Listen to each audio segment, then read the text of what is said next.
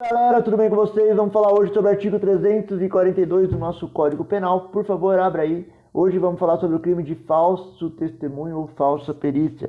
Tudo bem? Gabriel, o que é isso? É fazer afirmação falsa ou negar ou calar a verdade como? Presta atenção agora, tá? Como testemunha, perito, contador, tradutor ou intérprete em processo judicial, administrativo, inquérito policial ou em juízo arbitral, tá?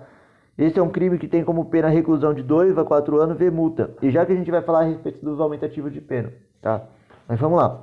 Objeto jurídico é evitar que a prestação jurisdicional seja prejudicada por falso depoimento ou falsas perícias. Tudo bem?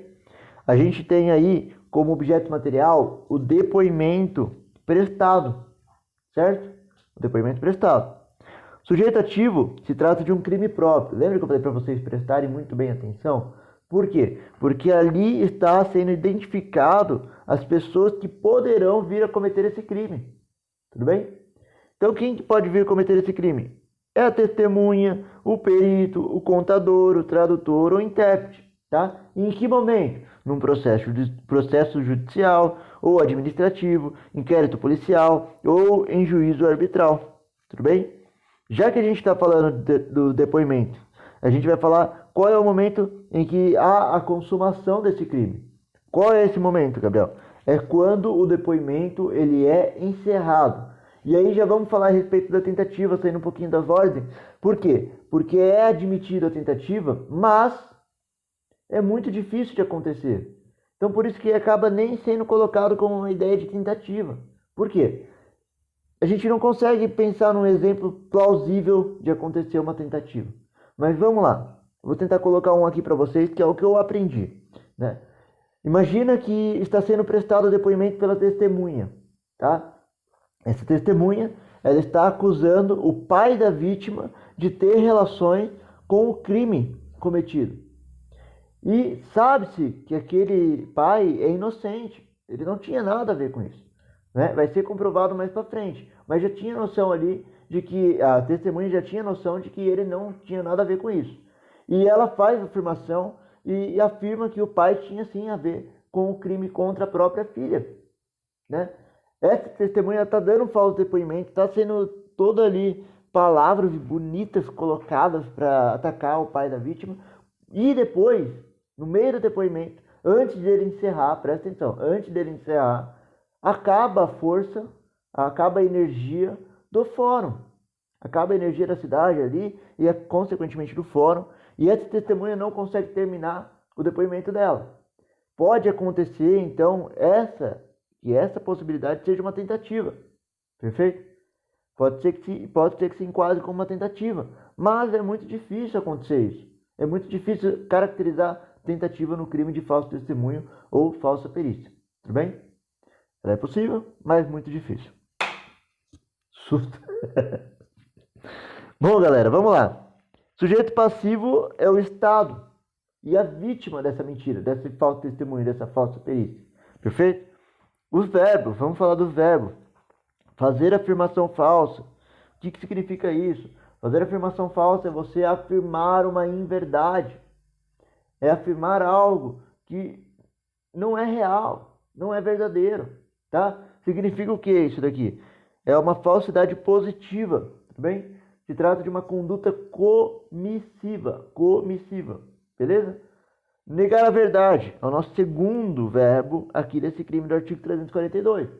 Esse segundo verbo significa quando o sujeito ele diz não ter visto aquilo que ele realmente viu, tá? É conhecido como uma falsidade negativa. Também é uma conduta comissiva, tá? A gente tem o terceiro verbo, que é calar a verdade, tá? E esse terceiro verbo, eu tô falando muito né? Desculpa. Mas esse terceiro verbo se trata de uma conduta omissiva, tá? E isso significa silenciar a respeito do que sabe.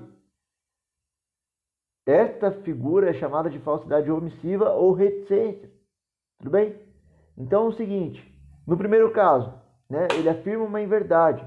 O que é afirmar uma inverdade? Olha, eu não estava presente no dia do ocorrido, eu estava no bar. E é mentira. Ele estava presente no dia do ocorrido e não estava no bar. É uma afirmação de uma inverdade. Agora, existe a possibilidade dele negar a verdade. Ou seja, ele viu o momento em que ele foi uma testemunha ocular do crime e ele fala, olha, eu estava olhando para o lado, eu estava distraído, não vi. E ele estava claramente vendo o momento em que se consumou o crime. Ele estava claramente vendo a consumação do crime. Então ele fala assim, eu não vi direito, não deu para identificar, o rapaz estava sem máscara, passou na frente dele, falou com ele, mas eu não consegui identificar quem foi o sujeito que cometeu esse crime. Conhecido dele, né? Então o sujeito diz não ter visto o que em verdade viu. Perfeito? Agora, a gente tem o calar a verdade, que é você silenciar a respeito daquilo que você sabe. É você falar, olha, não quero comentar, eu não quero fazer depoimento, nada. Perfeito? Não fui uma testemunha, não quero comentar. Beleza? Para vocês perceberem, eles são muito parecidos as condutas, né? Vocês já perceberam isso. É para encaixar todo mundo que tentar não cometer, aliás, que tentar cometer um erro de não ser uma testemunha num crime muito importante ou em algo muito relevante. Perfeito? Tá? Importante, né? Essa caracterização, esse falso testemunho, essa falsa perícia, ela exige que seja algo relevante ao processo. Tudo bem? Um homem que estava no bar e ali ocorreu uma briga, uma discussão. O rapaz acaloradamente pegou a arma, efetuou o disparo, matou uma pessoa na frente dele. Desse homem que é testemunha. Essa testemunha estava nesse bar acompanhado de sua amante. Perfeito? Esse testemunho que estava no bar acompanhado de sua amante, na hora do depoimento, fala que estava com amigos bebendo. Não tem problema. Tudo bem? Tem que ser algo juridicamente relevante. Eu não vi. Não foi ele. Foi outra pessoa. É isso, aquilo.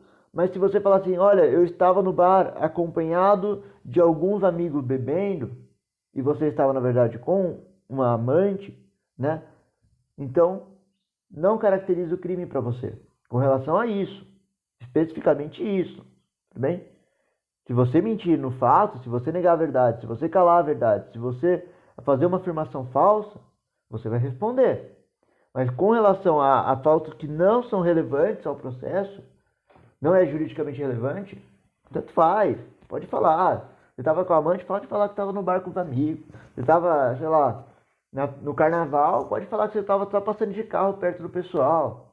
Enfim, beleza? Não mintam, né? Por favor, não mintam. Mas se for para se defender assim algo que não é juridicamente relevante, o crime ele não prevê essa modalidade. Perfeito? Gabriel, quais são os momentos onde pode acontecer esses crimes, né? Como que se dá esse crime? Ele pode acontecer em processo judicial, tudo bem? Então pode ser processo civil, trabalhista, penal, enfim. Tudo bem? A gente tem aí inquérito policial também. Nós também temos processo administrativo, então é aquele instaurado no âmbito da administração pública, perfeito? E a gente tem em juízo arbitral, aquele procedimento que é regulado pela Lei 9.307 de 96, e essa, por sua vez, tem a finalidade de resolver algo extrajudicialmente litígio relativo a direitos patrimoniais disponíveis. Beleza? Então é isso aí, galera. Basicamente é isso aqui, tá? Então, preste muita atenção na prova. Não sei mais o que falar aqui. Tudo que eu precisava falar eu falei. É uma ação penal pública incondicionada. A gente vai fazer em outro vídeo o artigo e os seus parágrafos, tudo bem? Os parágrafos do artigo. Beleza? Fique com Deus, até mais. Valeu, falou, falou, falou.